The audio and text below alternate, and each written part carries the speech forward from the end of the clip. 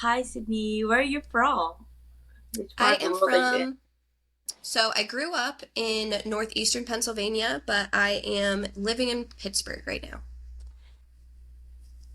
Okay, in terms of the geography, so is it like central, east side? Which one is that from the map? I'm Oh, bad where are at it. you? Where are I'm you? I'm from Kuala Lumpur, Malaysia. Oh, okay, so then you have no idea. Yeah, I have Um, no idea. I mean, I've seen the map, but yeah, so it is, do you know where New York City is? Like New yeah, York City. yeah, Okay, yeah, so I'm yeah. on that side. I'm like the Right. state below it, all the way Oh, over. oh, okay, okay. Because California is on the other side, right? Yeah, Right. yeah. New York. Okay, yes. Okay, so my landmark would be New York in California. That's it. Yeah, that's why I use New York. So if you kind of just trickle down and over, you're good. All right. Okay, shall we start? Yeah. are you good to start? Okay, perfect. Hi, Sydney. My name is Nicolette. I am the creator for that podcast titled You're Worthless. Read that again. Juxtaposition of your very soul. First off, I'd like to say thank you very much for agreeing to be on my podcast and for us to discuss and explore some of the experiences that you had before and how this could relate back to the essence of my podcast.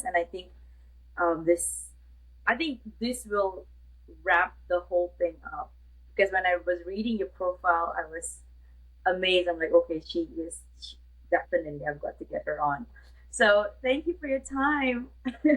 Yeah, thank you so much for having me. Yeah, as soon as I saw like what your mission was, I got really excited because I really feel like these types of conversations are needed and getting deeper into our soul and our being and just kind of having the conversations that I think we've all been afraid to have for so long, but it's so Right. needed now, you know? Like Yes. I can't even have like regular basic conversations anymore. Yeah.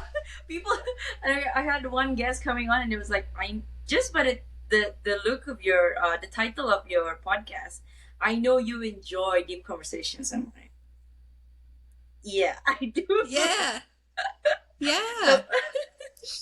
yeah, so I think I'm just gonna read a bit of introduction uh, about yourself to our listeners today. Okay. I'm taking this off from Podmatch. So I hope you don't Yeah, mind. yeah. So, hi guys, we have Sydney Decker here. She's a brilliant and passionate Ayurveda health counselor, intuitive healer, and also a light worker. Sydney's journey into the world of Ayurveda and intuitive healing began early in life when she realized her innate ability to perceive and assist others in their healing processes. As an accomplished Ayurveda health counselor, Sydney expertly combines the ancient wisdom of that practice with her intuitive healing gifts.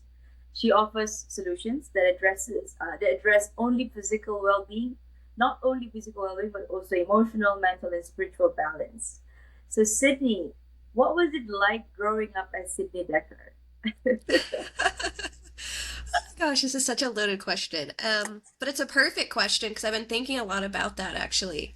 And I was thinking about that today of so when I was growing up, I just remember being so sensitive and not in like a cry all the time way, but just like noticing things. Like I would just notice and feel everything. And I remember even saying to my she's my great aunt, but my aunt the one time of like I was sitting and I was like I could almost see like the specks that create our vision when I was a kid. Did you do that? Have No, you I done don't that? know. It's like that dust, right? Like, Yes. like it's under a microscope, but it's like Yes. just flying everywhere. Oh my god! Yes, I Yes. have it too.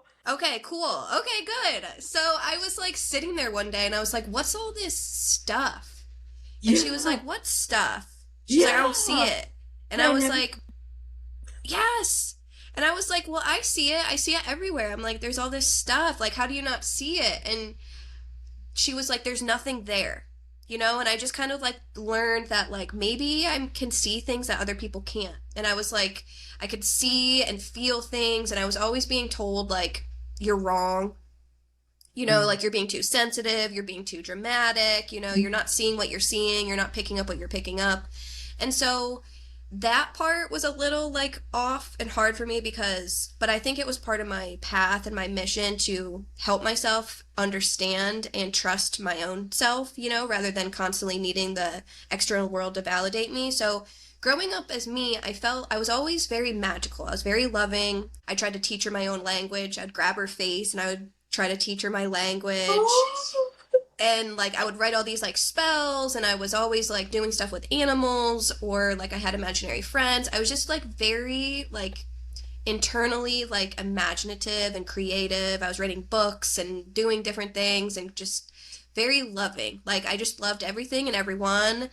And then I think I want to say around like between 7 and 9, things got really difficult for me because I was growing up in a household with a father who struggled with alcoholism. And I was very attuned to him. I was very, very attuned to him. Honestly, he was like when I was born who held me first. So I like was very attuned to my dad. Wow. And I started to get like darker at like 9. I remember just kind of like closing down a little bit and just getting a little bit darker, and then it really set in around like 13. I got super dark. I was depressed. I started like hurting myself, cutting myself. Just wasn't in like slowed down in like how I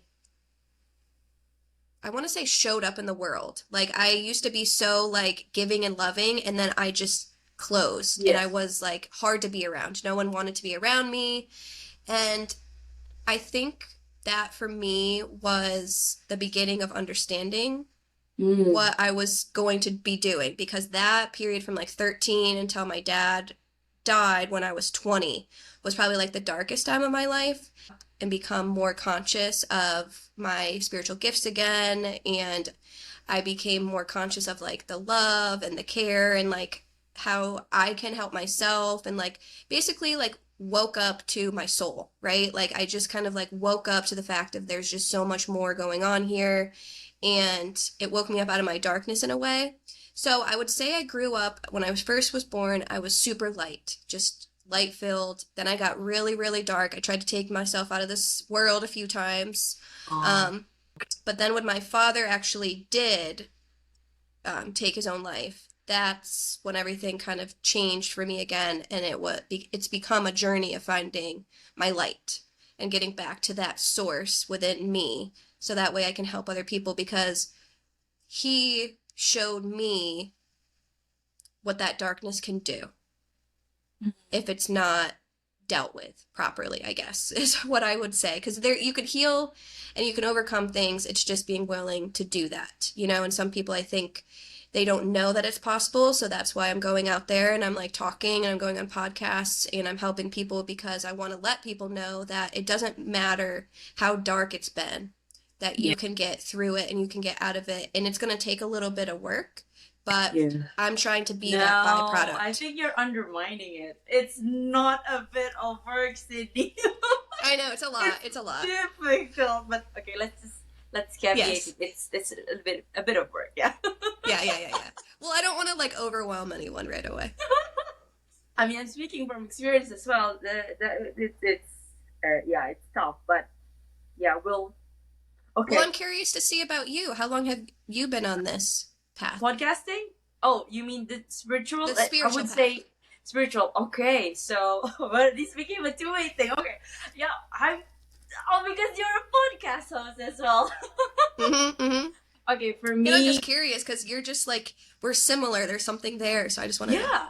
Okay, so I think I would want to start with that speck of dust thing. Like, I don't know if you're experiencing the same thing, but when you like stare into an empty space or just anything, you can see those things moving around, right? That's the same thing? And then I have never actually told you. I mean, might have made some remarks to my sister, but she was very young at the time, and she wouldn't don't think she said, no, I see it too. But it's okay. So that's number one. I think that I felt something is different about me.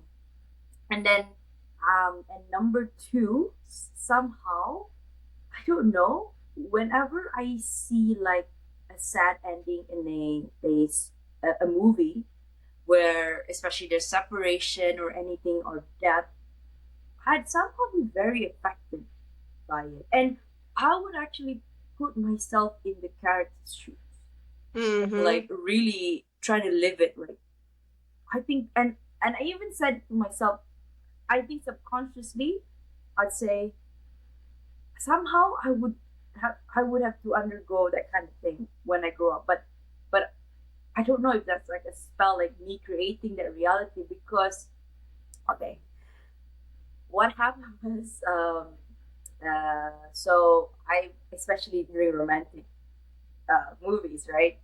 Say there's a divorce or there's a death. So true enough, I don't know, but I don't know if I don't know if I want to say I manifested it, but I did get through a divorce. Yeah.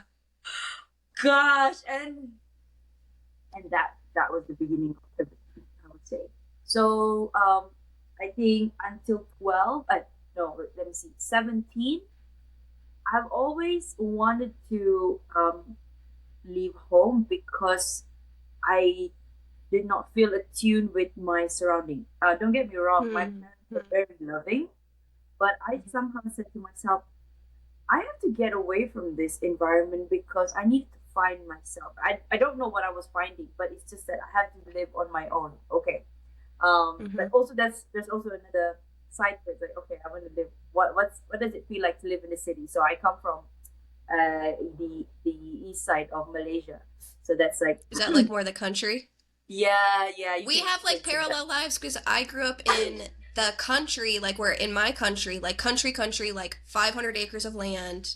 And then I had This to get one's away. I bushes, love this my one's in family. forest, nature city. Yes, I mean, my forest, nature, yes, all those yeah, things. And then I went to the city. Now I'm in the city and I'm living in the city. And it's not like same thing. It's not like I had to get away from my horrible family. It's just yes, that was too small of an environment. I needed to expose myself to other things. correct, correct. Yeah, so funny. And I then told you we have this like thing. yeah, and then nine. Okay, so okay, I start 19 to. I told myself, okay, 19 to 30. This is it. I'm gonna make my mark in the world. I'm gonna. I'm gonna be somebody, and then I don't know, find somebody and settle down by 30. And I thought at the time life would end at 30. And Right. true enough, again, 19 to 30, I had gone through. Well, I was my main focus was my job, my career. So I got okay. I set a goal. I want this material things. Okay, fine. I got it. Well, at some cost, big costs, and then in terms of relationship, been in two, had some here or there, but then the second one, the one when I said, okay, I asked for like a sign, please show me somebody. I want you to settle down. So yeah, okay, well there was this somebody, but at the time I thought it was like, okay, that's it. I asked and then it's delivered, so this must be it. Oh, so Hmm. by by 30, just before hitting 30, 29, I got the thing that I wanted, and I got married and I got divorced. And then when I hit 30, I don't know what next. So it's like I lost myself. So that actually started my own. That's how I started that journey. 2020 and now 2023. To be honest, this year is the I would say the year that I have just started to stand up again and really be confident speaking out. And that's why I started the podcast. I love that. That's amazing. There's a lot I could learn from you too. No, but there's a lot I'm learning from you too right now. So okay, I'm gonna ask you. Okay, so you were saying you shared your story about growing up.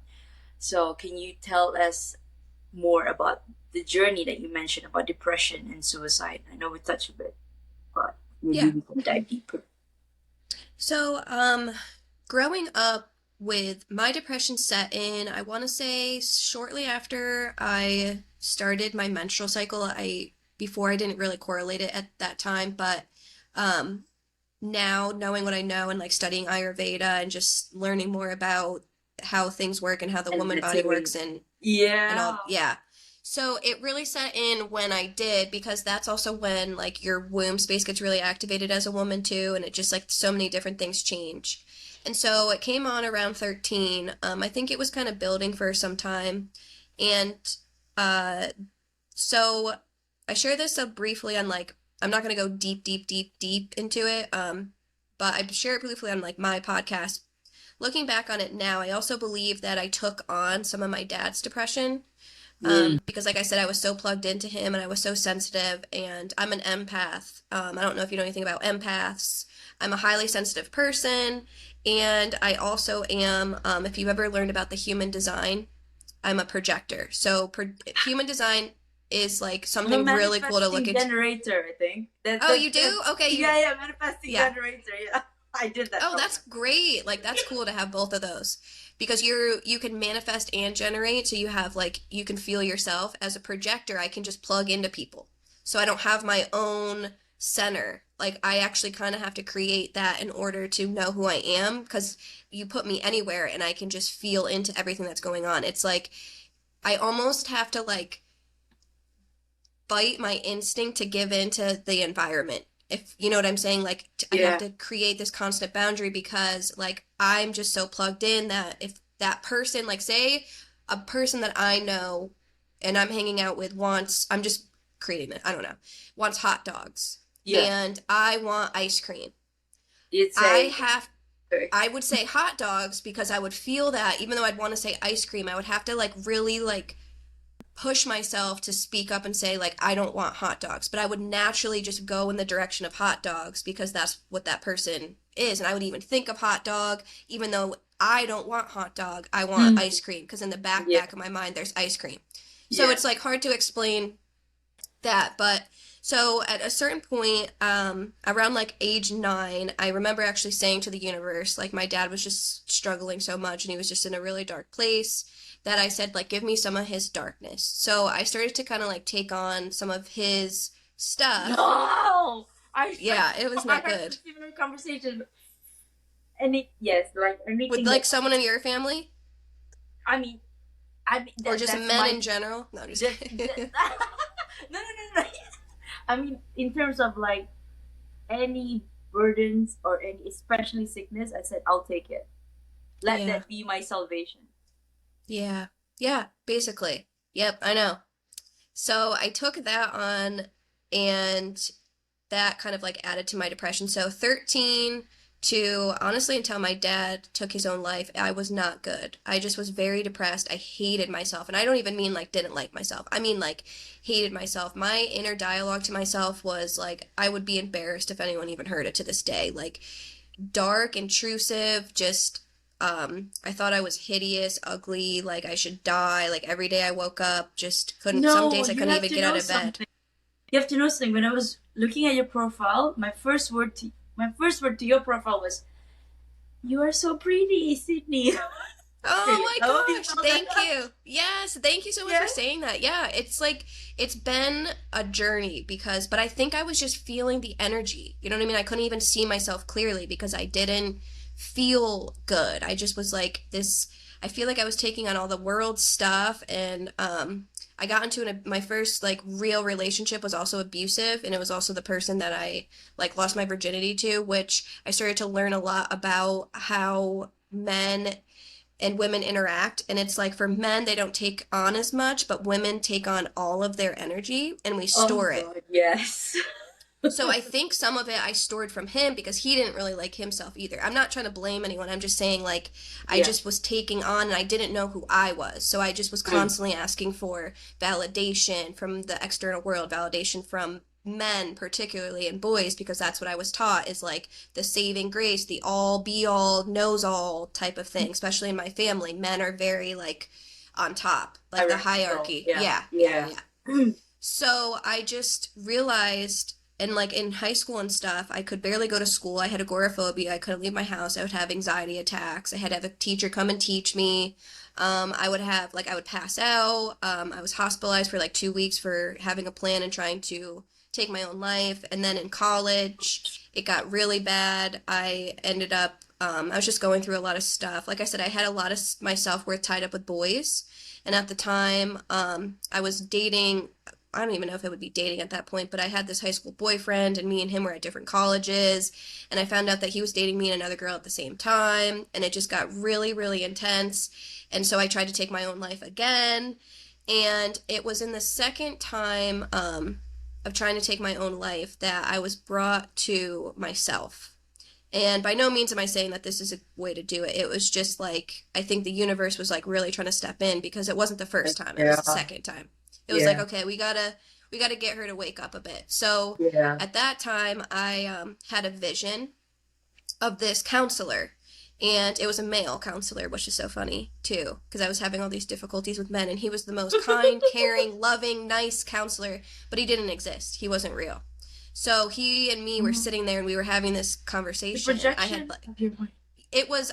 I was passed out because I had I'm not going to say how I like did or anything, but I was in the hospital basically Right. sleeping when all this Right. was happening. But I only remember the dream. I don't remember how I got there. I don't remember any of the things. I just remember this dream.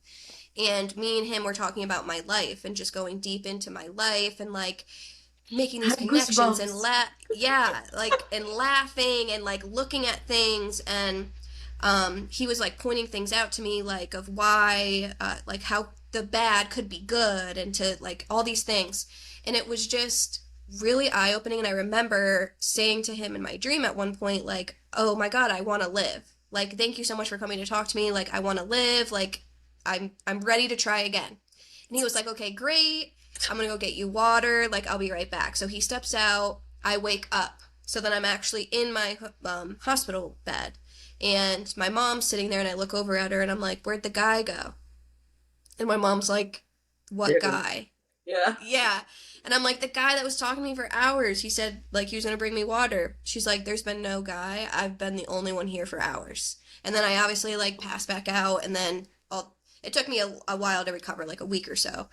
But yeah, it was just like really intense, and I just remember that vision. That's the only thing that sticks with me throughout the whole entire thing. Like just what he was saying, the feelings that he gave to me, and then afterwards I got out, and I started to notice like my consciousness was different. Like I was noticing, trying to look for the good. I got brought to this book called The Magic. I tell everyone on every single podcast. It's called The Magic by Rhonda Bryn. It's a 28 Okay. day journey about gratitude.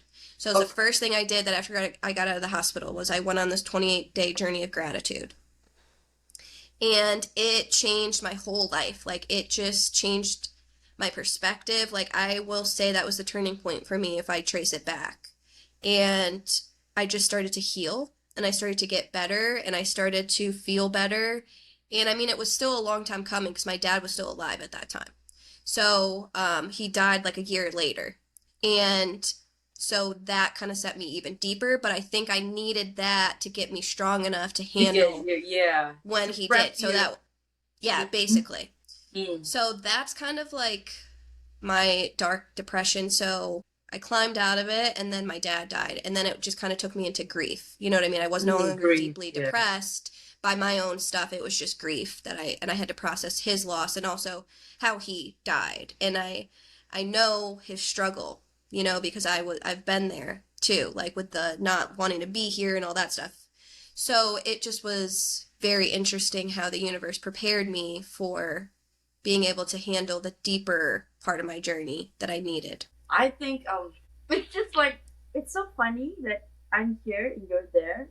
I mean, our circumstances are different, but still the learnings are all the learnings and the journey are somehow trying to steer us to that direction. Yeah.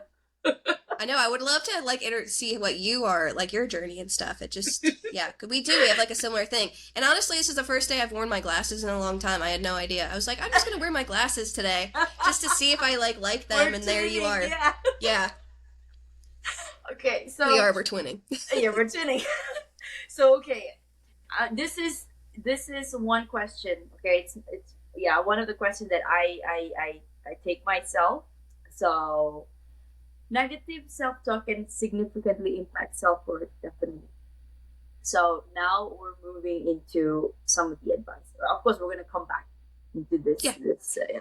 So, what are the strategies that individuals can use to challenge and change this destructive patterns? Yeah. So that's a really good question. For me, I would like to say that it's really good to recognize and understand where that started, where that voice started, and is it your voice? Is this my voice, or is this something that I've been told or heard or watched on TV or witnessed in the world?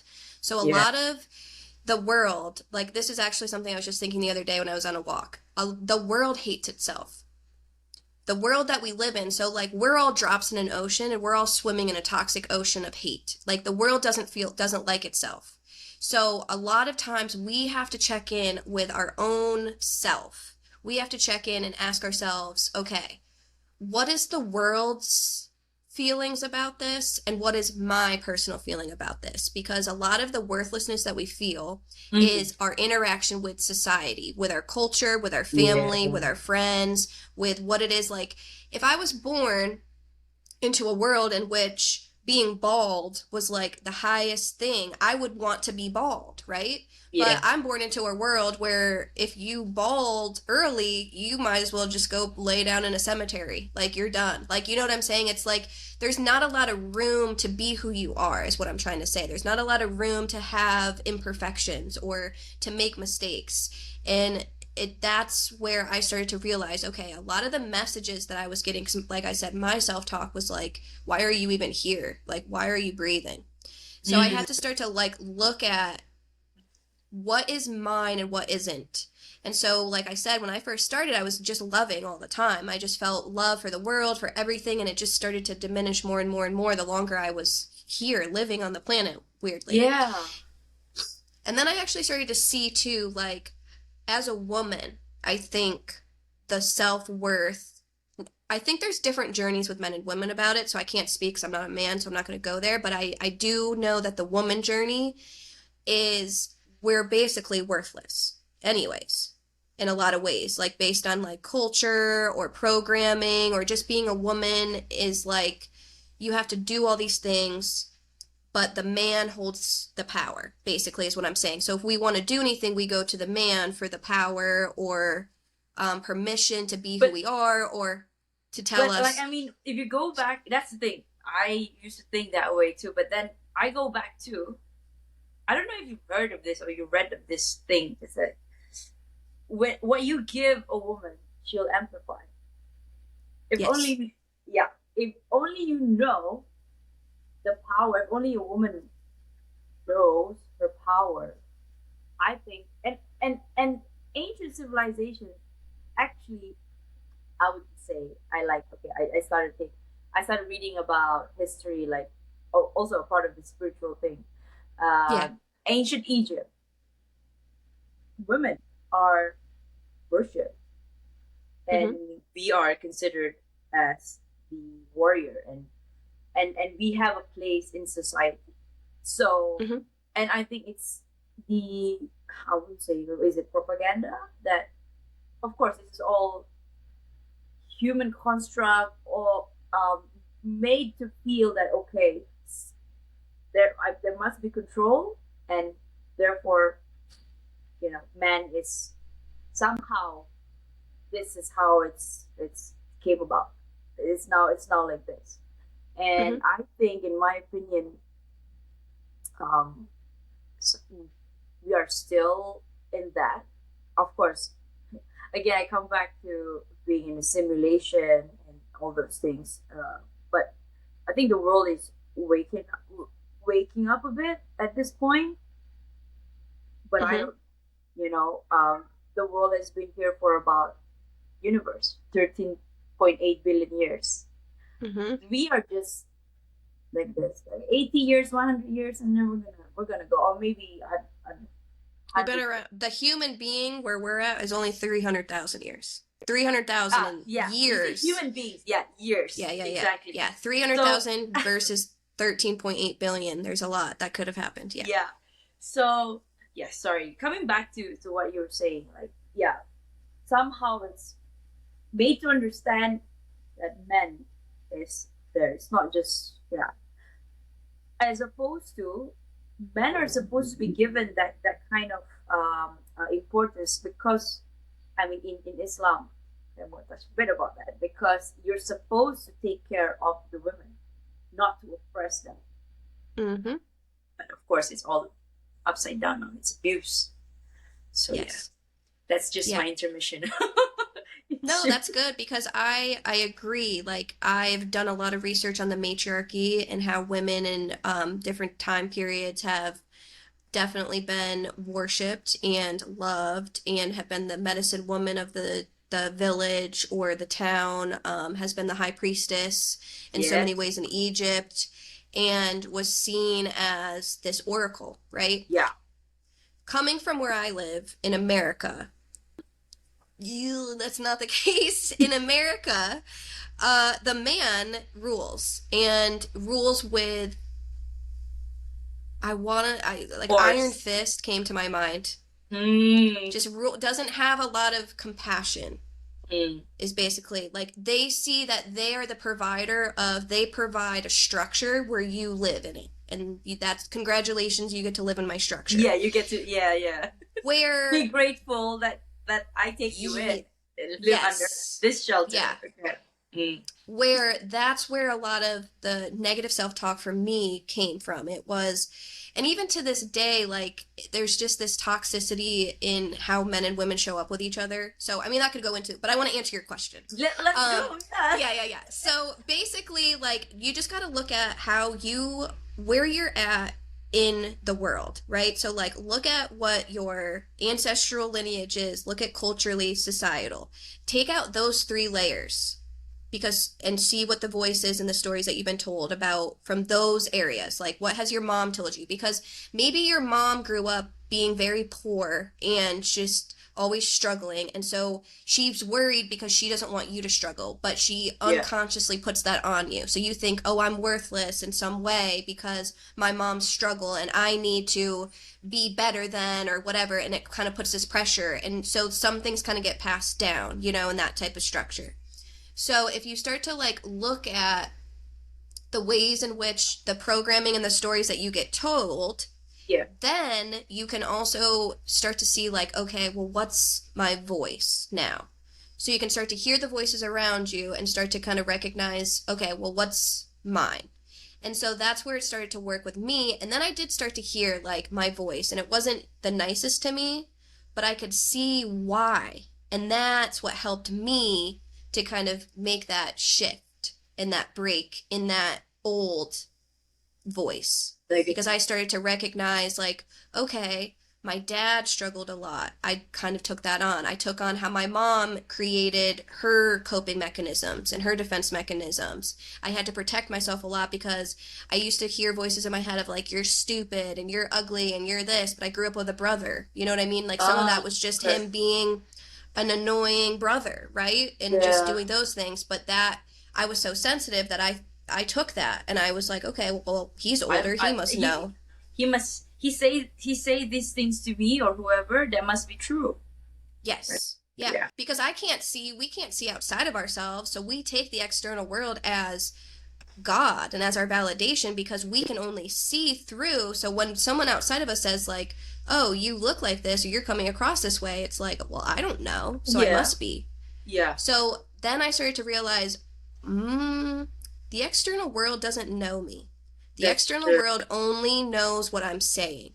It doesn't Yeah. know what I'm feeling. It doesn't know. And how many times have I lied? How many times have I told someone, like, oh, wow, or like this or that, and I didn't mean that? Or how many times did I want to say something that I didn't say something? Because I didn't, because my feelings and I was afraid. I was like, I started to kind of recognize that there's so much more going on inside of me that how can anyone know who I am and tell me who I am? And And when how I can tried people to use you based on what they only see externally, what they hear, see, like, exactly. So that detachment for me is what allowed me to start to create a new, softer voice. And not only that, but going back into my working with my inner child. And so mm, if you're someone who hasn't sat with your inner child, a lot of that self-worth stuff is coming from them. and what they didn't get and what they need. So if you start to look and work with them, that inner part of you, that inner child, the voice just naturally starts to shift. So the more that I sat with my inner child and I felt her feelings, the kinder my self-talk got. The more that I let her express her feelings, the more compassionate my self-talk got. So now I'm at a place where sometimes I'll get the intrusive thoughts because I think that's part of just my ancestrally. Like, it can get kind of passed down and stuff. So I Yeah. have to Yeah. notice that. And also my patterning. So for so long, that was my escape route. Like, you don't feel good today, let's not be here. Someone hurt your feelings, let's not be here. It was like I had an extreme. It was 0 or 100. It wasn't let's go lay down. It was let's take you out of this world. Like, so that is less. So now when that comes in, I can say to myself, I love you for trying to protect me, because now I recognize that that's myself. Like, oh, something bad happened to you, well, we'll take you right out, don't even worry Yeah. about it, we Yeah, yeah, got you, yeah, yeah, like, we'll yeah. take you right out. Exactly. Yeah, So I yeah. started to You wanna see that leave? it was Let's actually, go. yeah, Yeah. it was protection. And then I started to see that even the negative can be switched to positive. So when that comes in, I've named it. So I'm Oh. like, okay, Bert, buddy, it's gonna be okay, we're gonna stay, we're gonna try, I appreciate your offer, but I'm just gonna try to stick this out, I love you. And now that's my self-talk. It's like, I love you. It's okay. So it shifts, but I had to sit with a lot of my old feelings. I had to really kind of like take like an audit of what I've been told throughout my life, what I'm going to keep, because Yeah. some of it kind of pushes you. Like, so Yeah. sometimes I needed to hear certain things about myself, right? In Yeah. order to grow. Yes. So some Yes. of the criticism I took as, you're right, I need to outgrow this, or I need to shift this or change this, but I didn't take it as in it's me, it's my Mm-hmm. authority. It's just, Mm. yeah, I see that about myself. So yeah, I don't love it. So I'll work with this. So I think, to like answer your question, is just to start to get it out too. Like, look at what the voice is, write it all out.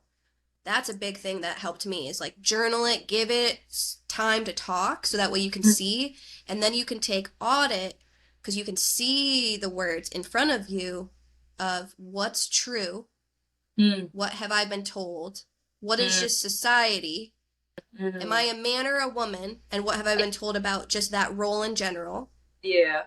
and then what's my truth. So it's work, It's work. but Yeah. you gotta like look at it, because a lot of times if we have these thoughts and we're trying to like just let it go, it just goes to the back of the line, and then it waits its Yeah. turn to come to the front of the line again. You Yeah. gotta like get it out, you gotta like really take a look at it. Yeah. And most of the time, people don't want to look at it because they just can't bear to face the truth. And that Yes. comes to being authentic.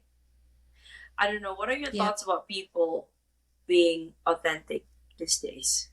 Like, do you think they are being authentic, or they're not? They're just living in a facade still. um I I I mean, I can't think speak for the world, but just as what you observe. I'm sure you're a honestly for millennial, right? me, Are you a millennial, or are you a Gen Z? I'm a millennial. Okay. Okay. um so for me, I see a big divide. Mm. I Yeah. see that the world is going in two different directions, and there are those who are choosing to understand their authenticity and become their authentic self and share their voice. Like, for example, you starting this podcast. And And I you too. think more and more, yeah, and I think more and more people waking up and just going in that direction and just doing that, or being more authentic. But two, I do see that there is still a hold on the old, on the fake. Mm. Because, for Yeah. example, if we look at, and I'm just saying this because they're the biggest ones that come to mind, and that most people in the world know them, like the Kardashians, they're still clinging on.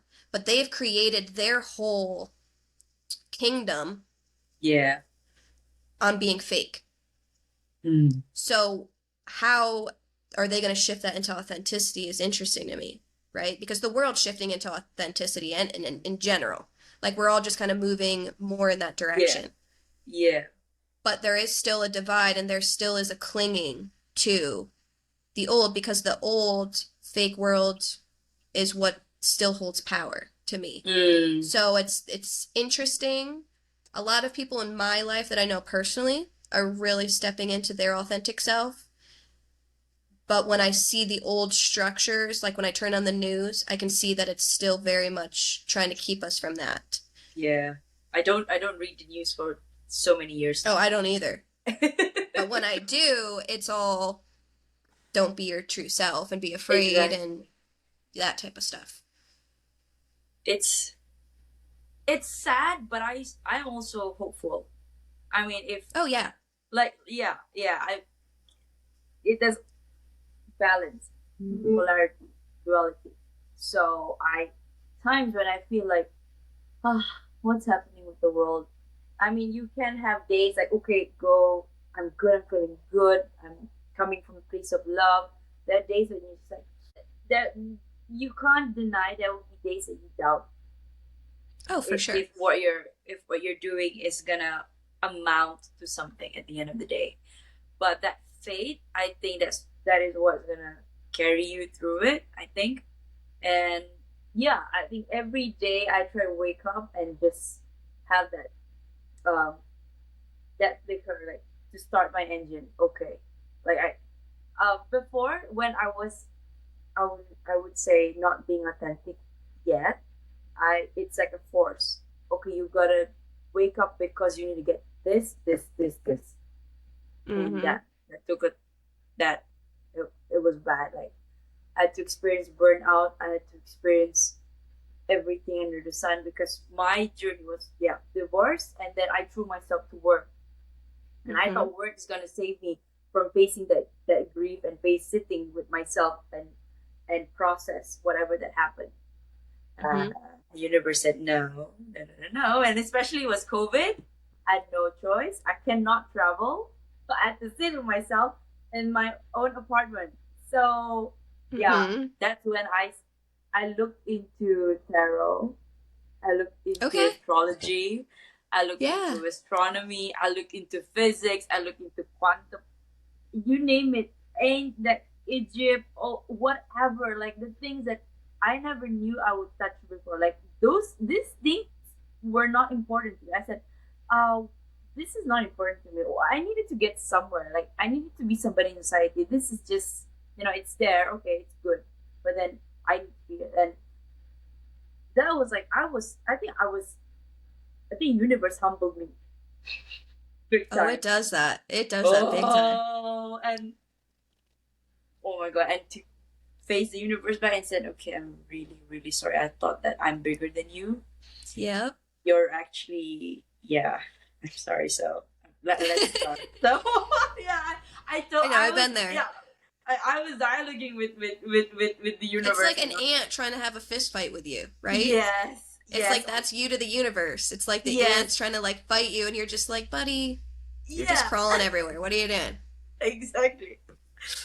Oh gosh. So okay, let's move into Ayurveda, Okay. because why I wanted to touch about this, and I think it's a miracle that you're an Ayurvedic practitioner, because my brother-in-law, he's been diagnosed with lymphoma. So this is something that So I sorry. think we no, thank you.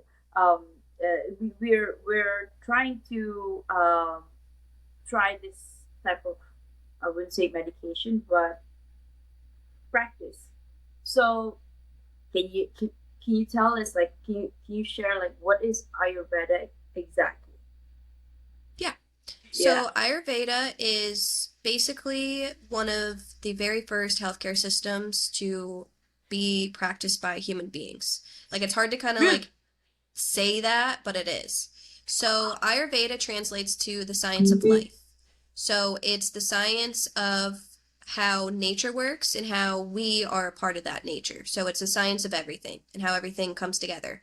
And basically it looks at the human body, but also nature in general from the five elements air, space, fire, water, and earth, and how these elements combine to create our reality and also our physical body. And so when you look at it through the Ayurveda perspective, like I like to use, for example, an ice cube. So the ice cube creates all the elements. So when it first happens, it's just ether. It's just Mm. space, right? And then you Mm-hmm. start to get the little droplets. Then the droplets start to combine. Then that's actually through a heat process, like that moistness in the air is actually Right. created by that humidity. Basically, humidity creates that, captures it. Then those molecules start to get together. That's the earth, and then they bind themselves and they create the ice cube. Then Yeah. that's the ice cube. So you can see how manifestation happens, and then when the ice cube melts and it goes back. So Oh that's gosh. Ayurveda. That's basically I think you Ayurveda. unlocked two things here. Ayurveda and manifesting. Oh Yes. my god, Yeah. that's Because it's all simplest connected. way. Yeah. Yes.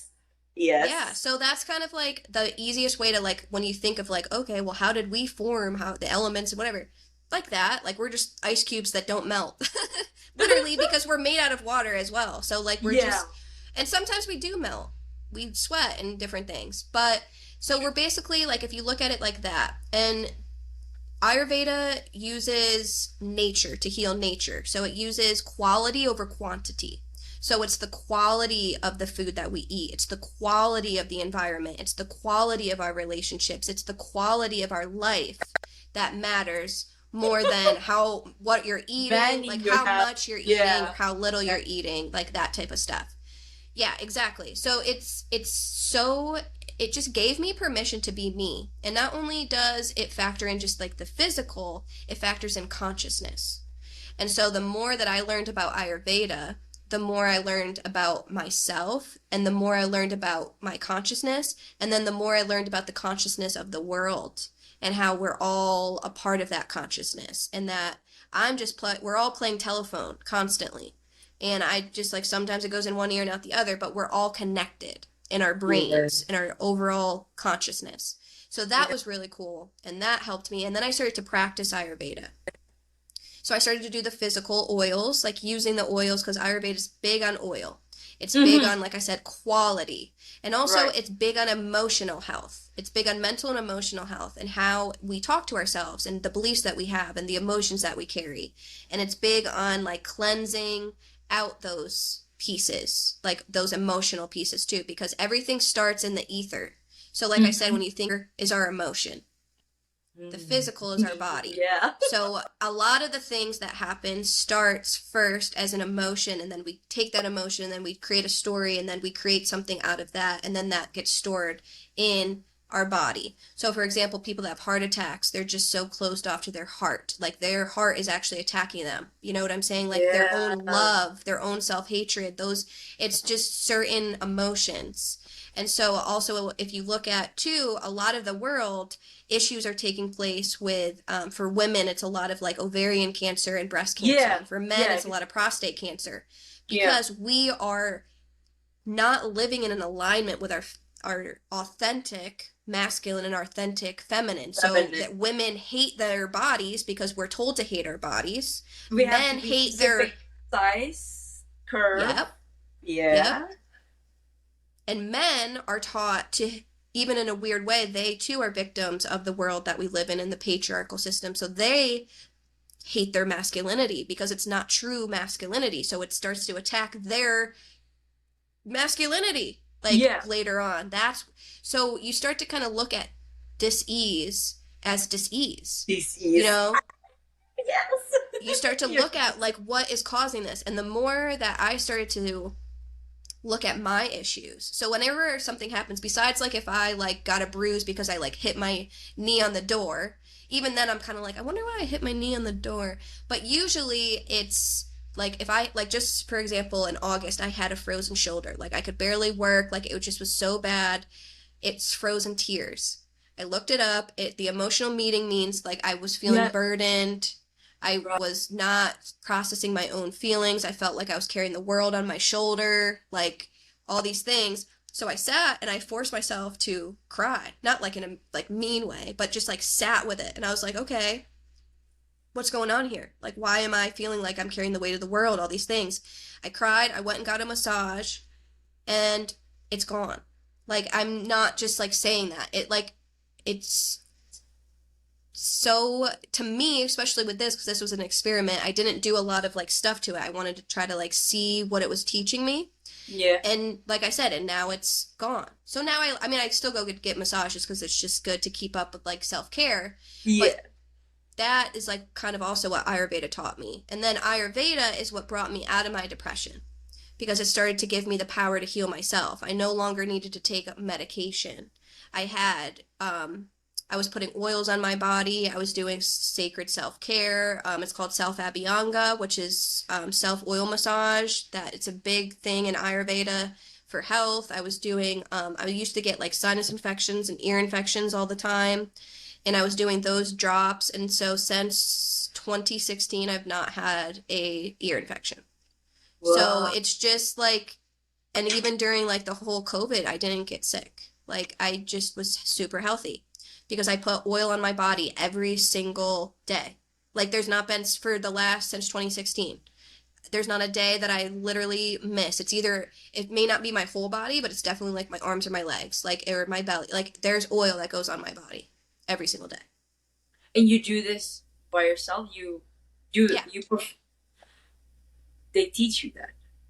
Yeah. Yeah. Wow. So the self Abhyanga is like easier. And then I do body work for people too. So people will come to me and then I do the oil massage with the herbs and then we figure out like what your mind body type is. So that's a big thing for Ayurveda is to learn what your mind body type is and how they correlate and what relationship they have. And a lot of times it's based on the elements. So for example, I can only use myself. I am a Pitta Kapha. So in the elements, my mind body type is mostly fire, water, and earth. So How can I find out about this? Online? Or do I yeah, need you to can take be like a quiz. It's best to meet with an actual practitioner because the practitioner will do a pulse analysis. Because a lot right? of people who take the quizzes tend to come from their current imbalanced state. So we're all born with a blueprint of health. Mm. So when we're born, actually at conception, this Yeah. blueprint is created. Then we're Yeah. born. So that never usually changes. So usually like you're born with a like for me, I was born with a certain type of Oh mind my body gosh, type. I'm so sorry, my cat. No, no worries. I'm surprised that they're leaving me alone, but they're usually around here. So Um, cute. Honestly, the other day I was doing a podcast interview and my cat literally spilled water all over me and I had to pretend that it didn't happen. It was crazy. And I you was can just see like like, he was meowing, and I was like, oh shit, calm down. But yeah, yeah, and then they don't listen either. They're not like dogs. Like yeah. they just kind of have their own thing. So like a practitioner will be able to do your pulse and then they'll be able to just go to that deep blueprint. Whereas a lot of times people, not to say that the online quizzes don't help, they do. It's definitely worth taking, but they'll usually kind of put you in your like imbalanced state. So I have a lot of clients who will come to me and be like, I know I'm a Pitta or I know I'm a Vata, and then we sit down and they're And actually they're like, not, yeah. yeah, it's their imbalanced state. So that's the only like thing that I would tell you is like it might just show what your imbalance is and not what your like real authentic blueprint is. But it's not too far off. Okay. Ayurveda. I think I enjoy getting massages too, but it's like not it's like relaxing oil, not like the Ayurveda. I really want to try that where they pour oil Shirodara. here. What's it called? Yes. It's called Shirodara. Yeah, that one. And yeah, I think I'm gonna be transported when I do that.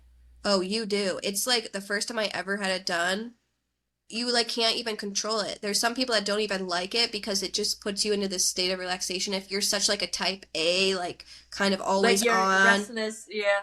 yeah, it's like hard for them to relax. But yeah, the first time I ever had it, it does. It just like feels there's not really anything to describe it besides it. Yeah, you'll I'm probably gonna really love it. yeah, and sometimes before, I mean, right now I don't have headache that often, but if I do have that kind of head, I feel myself getting to feeling like I'm about to have a headache. Then okay, I'll just drop everything. There's something you're not doing right. Then drop everything and just I don't care if it's urgent for work. I'm just gonna yeah. So that's how I think that's how I've never gone into therapy in KL in Asia. We're not big enough, but I know it helps. Mm-hmm, Believe mm-hmm. it or not, I myself I am actually studying to become a therapist. So this is Really? yes, That's Yeah. cool. I It's think you're gonna be good at it. Well, it's like being on the path and knowing, like when you come from that space and then you decide to help people with it. It's not like you just decided at 19 you're gonna go to school for this. You know what I mean? It's yeah. yeah, so you're really gonna be good because you're doing it for you. You know what I mean? Like you're doing it in an authentic way, right? Thank you. And my dad, like he's always big on education. He's always okay. So growing up, he's always said the conditioning that we had was like, okay, don't buy that. You don't have a lot of money. You know, Mm-hmm. Mm-hmm. that's the dialogue. Hush. That's the I love him. He's like going crazy in the background yeah, too. yeah. That's Mario. Mario, Uh, love it. Mario, yeah. There's no Luigi, but yeah, that's Mario. That takes up both Mario and Luigi. So in that's why until 17, I told myself like before that, growing up, whenever I wanted something, my mom was like, "No, you have to, you have to earn that. It's like either by grades or by anything, or you save it up, and that's why okay, you can buy it or that." And then I went to the extreme. I like had a pact with myself. Um, when I get my own money, when I earn my own money, nobody is gonna stop me from buying this. And that's also wrong because you are not controlled. You are again detached from yourself. It's all haywire. But then I pulled myself out of the environment again. Not again. Why? Because I wanted to try and live on my own. Just trying to find. So to be honest, 19 to 30, that was, I said to myself, okay, you can play, you can achieve, you can do. So to be, I think I'm only starting right now. It's like I'm back to, I wouldn't say I'm back to zero, but I definitely, maybe zero plus. A slightly I feel better that. version. Zero plus. And Yes. no, a little bit better. But honestly, is that not what 19 to 30 is for? To be honest, like, I mean, I just turned 30 in June. Okay. So, looking back on my 20s, like, everyone seems like it's like the best time of your life. I did not know shit. Like, I knew nothing. I was trying to figure it out. Like, one, I was just trying to get my freedom, like you were saying, when you're a kid and you're caught up in the whole being told what to do, then you're finally out and you're just finally figuring yourself out, but then also trying to do it the way that they told you to do it too. It's weird. It's like this weird Yeah. layered thing where you're like, I'm independent, but I'm gonna do all the things that society tells me I should do, like have the money and the car and the friends Yeah. and the Yeah. guy and the Yeah. Yeah. this. Yeah. Yeah. And then you realize when you're 29, none of that shit matters. None of that Matters. ever mattered. Who did I even date? I kind of wasted my time. I guess I learned a lot about myself through that, so that's fine and great, and I wish them well. And I lost some friends, made some friends. I had like 7 different jobs. I like learned what my purpose is. So cool. Now I can actually get started on my real life. When Yeah. so many people put Yeah. the 20s is like the best time of your life. It's the best time of your life to fuck up. Fuck I'm off. sorry. Yeah, but that's it. But in a good way. Like in Yeah, a in a way that good it's way. going to help you get. Because now, like, here you are, and you're 30, and I'm 30, and now I'm like, I can be serious. Yeah. Because, and I know who I am because I dated the wrong guys. I did the wrong things. I had different jobs. I grasped different things. And so now I feel like I'm actually entering womanhood. I feel like I wasn't then. I was still figuring it out. Yeah. Oh god, I just look at the time. We're already talking for 1 hour and only ask you like 5 questions. I Oh, know, God. because we're so in alignment. It's crazy. I definitely want to invite you again, like when you have the time. Definitely to talk Yeah, more. Yeah. Okay. definitely. I would love to. I know it is. The hour flew by. Okay. So yes, this is something because we're talking about Ayurveda. So I want to ask, what are your thoughts about our healthcare system today? At least where you are from, which is the U.S. In the context of having a pill for every mild headache, tummy ache, etc. Yeah. What are your So thoughts on that? for me, honestly, I found Ayurveda because the pill didn't work for me. Anytime I went to the doctor, I didn't feel seen or heard. I kind of felt like it was this, I The wasn't even there. transaction. Yeah, it was Mm. transactional, but also like they were treating the illness. They weren't helping me. They weren't talking to Mm. me. They were talking to the illness. Right. And the illness is just knowing what I know now is just a byproduct of what's going on with me. So I need someone to talk to me, not to talk to the byproduct. You know what I'm saying? Like I needed someone to get to me, and I felt that that pill is in the way of getting to me. Because also another thing that I thought to myself is, why did I get born onto this planet to have to take a pill to be mentally okay? That's freaking weird. Yeah, That's the yeah, weirdest thing ever. that's Like right. why, you know what I'm saying? Like to me it just kind of didn't make sense. So So I it's like just we for are deformed. Like we're not. We're deformed since the day we were born, and we have to now rely on medication to function optimally or even yeah, get better. There must be yep. something more than this. Exactly. Yeah, and a lot of my clients, they come in and they are taking six different Six medications, different. not but also six different supplements. So they're taking 12 to 15 pills a day A just to day. be like okay, Wow. and then they still aren't okay. They still don't feel good. You know what I mean? So I just started to look at that as I don't need a middleman to tell me if I'm okay or not. I'm going to figure that out because I have a human body and Yes. my mother grew me Yeah. in her womb. She wasn't, there was no one going into me when I was a baby feeding me pills to make sure I was Yeah. growing. I was Exactly. being grown inside of a human body by a human body. So that tells me that there's a lot more going on here and there's a lot more of an intelligence here than we even have any idea of. Did you grow my liver? No. My mother's No. womb space grew my liver as I was connected to it by the umbilical cord. So, I mean, I Yeah. go deep into stuff like that, but Ah. that's the truth. There was Yes. something in Yes. there that my fetus grew just by That- being given nourish. She was eating food. yeah. She wasn't, you know what I mean? It's just like it's the nutrients. Yeah. It's the cell. When you start to look at cellular health, the cellular Mm. health doesn't need a pill. You know what I mean? The cell just needs to be able to process and work the way that it needs to work. So anyways, to answer your question, I think that it's just another instant gratification. I think that it's another way to bypass time to try to like get us to keep going and doing more. And I don't Mm. think that I think that it will help certain people because certain people are born with defects and certain people Right. are, and some people need the medication to get them to a place where they can even start to heal, and then the medication can be taken away. So by no means am I an idiot when Mhm. it comes to that type of stuff. And also I tell people too, like if I get into a car accident, don't take me to an Ayurveda health counselor. Take me to the Yeah. emergency room, Yeah. then let me go talk to the Ayurveda health Recover. counselor. Yeah. Yeah. So, and I think too that the pill makes people lose the responsibility for their own health because it's like, oh, well, if I get sick, I'll I just have. take a I pill. take this. Yeah. This is my saving And grace. Yeah. and it's not because then it takes away the responsibility. And the biggest thing that ever changed my life was taking responsibility for my health, making my own choices about it, bringing it back to me and putting the power in my hands because now I rarely get sick because my health, and I even tell I can talk to myself. If I start to feel a little something come on, I talk to myself. I don't, and if I have to take like an ibuprofen or something like that, that's like very far and few in between. I don't do that. So I think, unfortunately, the over Reliance. reliance on it is the problem. Yeah. So, how would you convince the mass to consider Ayurveda as part of their lifestyle instead of taking pills?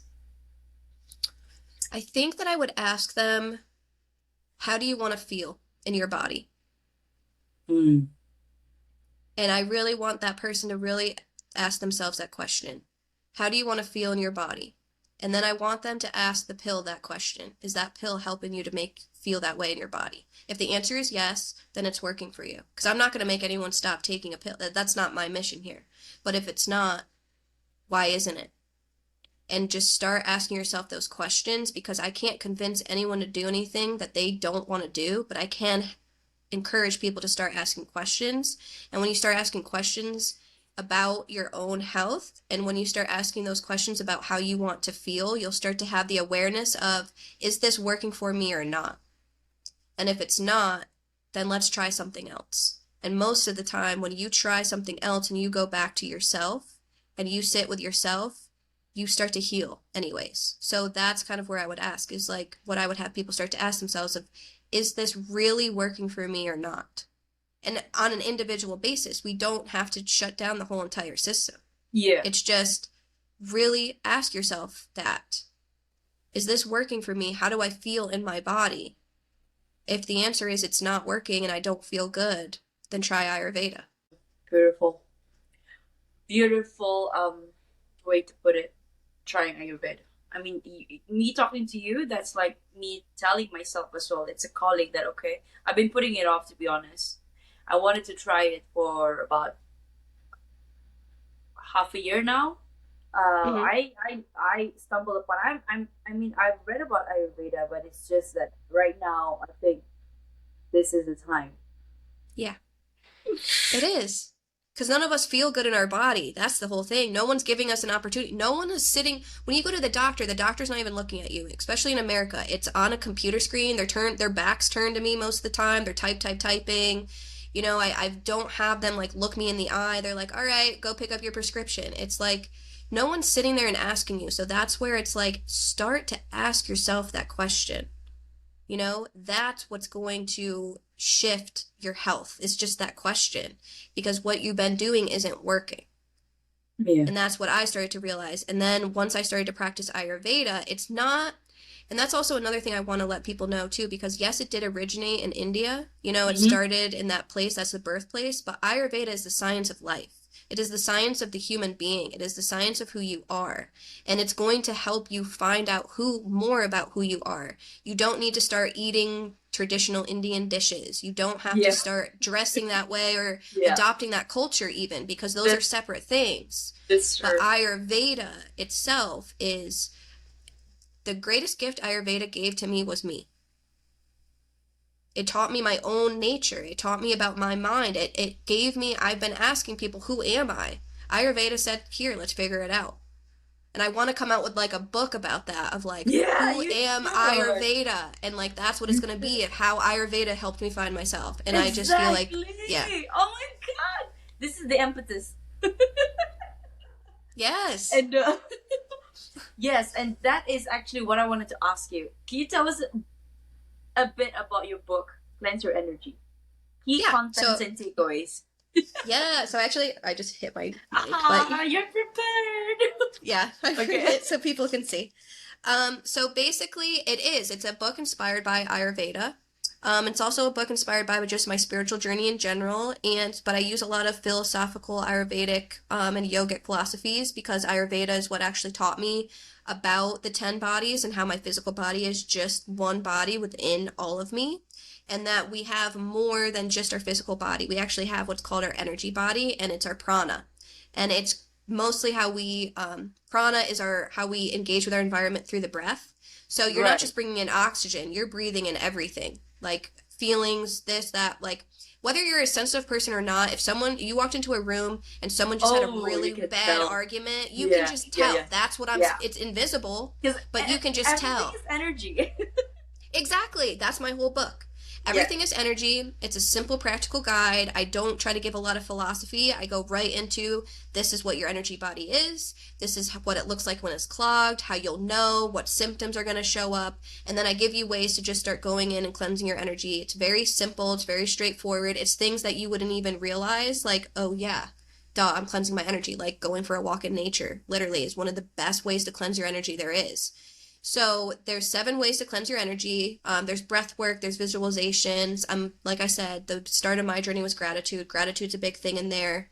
And I just kind of guide you through just simple ways that you can start to take your energy into your hands. Because when I start to cleanse my energy, a lot like my intrusive thoughts went down, my negative self-talk went down, how I felt in my body changed, how I talk to myself, how I show up, how I can hear my own voice a lot more clearly just by cleansing my energy because I know how I want to feel and I know who I am. So anytime now an energy comes in that's not that, Yours. Mm.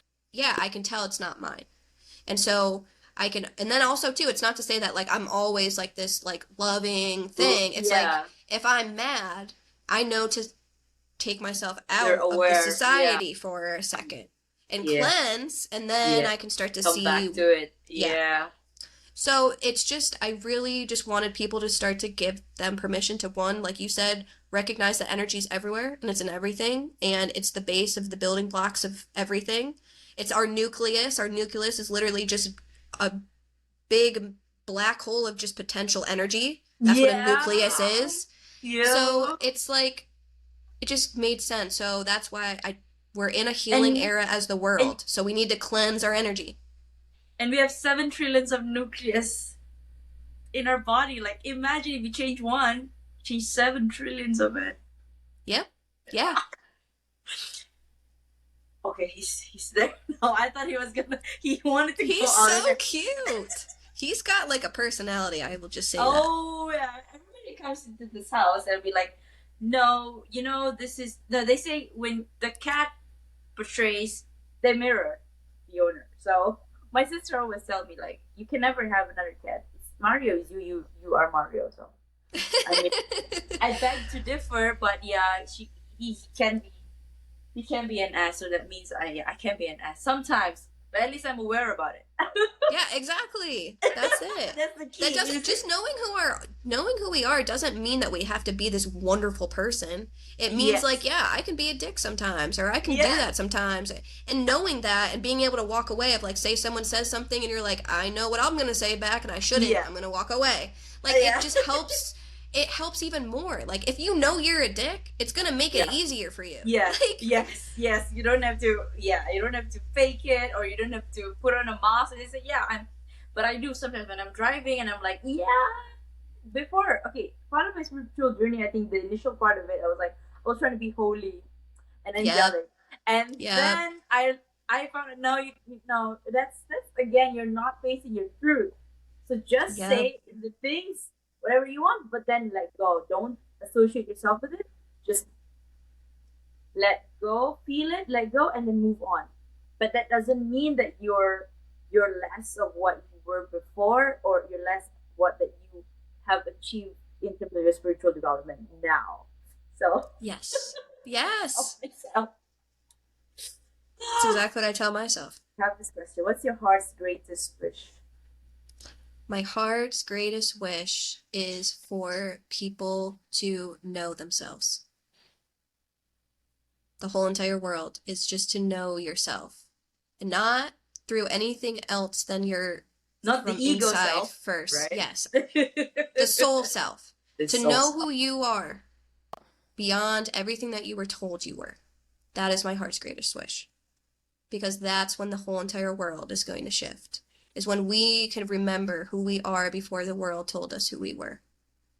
That's my greatest wish. I could cry right now, like it's actually real. No. Yeah. It was beautiful. Yeah. Because then we'll stop being mean to each other. We'll stop being mean. We'll stop hurting the world. We'll stop pollution. We'll stop so many things because we won't want to. Yeah. We're only abusing the world because we abuse ourselves.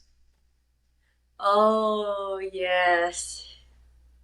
Yeah. Yes, because it starts from us and it projects out, right? So, Imagine, like, for example, and this will be I know we're getting kind of like going in deep, but just the thing that I help people recognize that is like, if you're angry, right, and you are coming from that angered place and you kick your dog, that's what the whole entire world's doing. Waking up angry, kicking the dog. You're trying to get that out, but you're getting it out onto something that is coming right back to you. You know what I'm yeah, saying? So it's like how we feel is what's being projected out, like you just said. And if we change and we know our truth, we won't have to kick the dog. You know, like we Yeah. won't have to abuse anything because we're now coming from that loving place. The more loving I get, the stronger my boundaries get, the more loving but I can give so much grace to people and I can give so much passion and compassion to people and I can sit and empathize with people and I can hold deep space for people to be seen and heard Yeah. because Yeah. I do that for myself. And I've seen how when you sit in front of someone and you give them the space to be seen and heard, that is the only medicine we need. Yeah. And then I'm not me. That's I like don't the kick purpose, right? my dog. Then Yeah. at that moment, that flickering moment, you'd be like, oh, so this is why I'm alive. Yes. Just like this conversation, like it's helping me be more seen in my life too. Like anytime I connect with someone who's similar, it makes me feel like this is why I woke up today. I only needed to talk to you. I didn't need to go out and talk to anyone else and get like $500 million and have like 50,000 followers. And you know what I mean? It's just like when you really connect, that's what we're looking for. Oh, I wish I could hug you right now. I know. Virtual hug. Okay, so do you have a mantra that you live by? I It's hard to say. I do have like an actual mantra that I live by, which is a yogic mantra. And I say it when I work on clients all the time. It's Rama Dasa Sa Se So Hung. And I just say it to myself all the time. And basically, it's one of the most healing chants that's ever been created. And it's actually a mantra. So if you look it up and you start to look more into it, and it's a so hung. And I used to chant it all the time. And it just has stuck with me. And I think the essence and the energy around that is like heal yourself, heal the world. And so I think that I just constantly keep that energy of like healing myself. It's like the Rama Dasa is the healing of me, the Sase So Hung is sending that out into the world. And that's just my take on me utilizing that mantra. It is a Kundalini yoga mantra, but that's like an actual mantra. And Wow, then, yeah, that's like an actual mantra, like the yeah, Sanskrit, right? That's Sanskrit. Sanskrit, Yeah. yes. And then I think the other one that's just coming to my mind is like live and let live. Like let people live their life and you live yours and just just allow yourself and allow others. There's not one size fits all. There's not one way of doing things. And I have to constantly tell myself that, like, how I'm doing this is how I'm doing this, and how another person's going to do it is going to be different, but it doesn't mean it's right or it's wrong. And that has given me so much freedom too, is just to show up in my life and just to let people show up in their life. And that's when peace happens.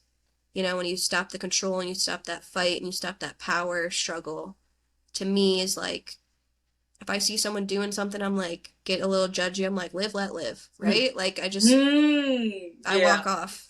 yeah, Unless, like, obviously they're hurting or breaking or being like, then I'm like, cops, right? Call yeah. them or something. But even then, I'm just kind of like, that's your choice, bro. Like, you know what I mean? Like, that's your choice that you're making. And whether it's good or bad, that's your choice. And at the core of it, being authentic itself. Yeah. Yes. So, what keeps you up at night? Do you sleep well? I mean, there's bills. Same, The same. overwhelming fear of terror of paying all the stuff all the time. Because it just gets more and more. I think that's kind of a little outrageous how that's gone.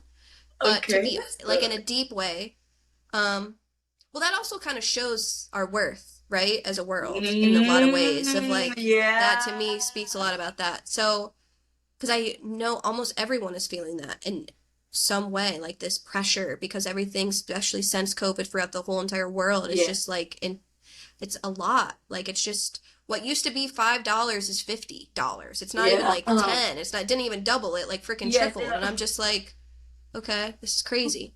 Yeah. But other That's than another thing. that, what keeps me up at night is, how do I put into words? The masculine keeps me up at night, and I mean that in a way of, I just want men and women to start having a different conversation with each other. And I want us to start to really see each other and have compassion, because we're a lot alike as human beings than we realize. And that we've been letting each other down, on both sides, because we have these extreme ideas of what the other one should look like and act. Expectations. Yeah.